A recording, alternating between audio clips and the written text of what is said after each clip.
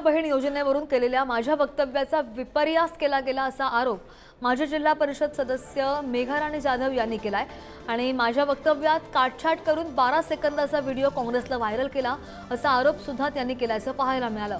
चंद्रदीप नरके यांच्या प्रचार सभेतील हा व्हिडिओ आहे आणि लाडकी बहीणमुळे आम्हाला मत देणार, महिला मत देणार या भीतीने चुकीचा प्रचार करण्यात येतोय असं सुद्धा मेघाराणी जाधव म्हणाल्या।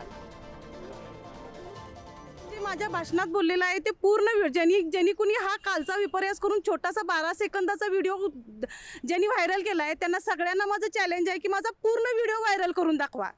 तुम्ही पूर्ण व्हिडिओ व्हायरल करून दाखवा, मग मीडिया किंवा लोकांच्या प्रतिक्रिया काय येतात बघा। एवढासा क्लिप व्हायरल करून मी त्यामध्ये काय म्हटलेलं आहे की महिलांनी आतापर्यंत महिला सक्षम नव्हत्या, आता महायुतीच्या सरकारनं महिलांना असंख्य योजनांच्या माध्यमातून सक्षम करण्याचा प्रयत्न केला आहे आणि त्या सक्षम झालेल्या महिला आज निर्णय घेणार आहेत की मतदान कुणाला करायचं आहे।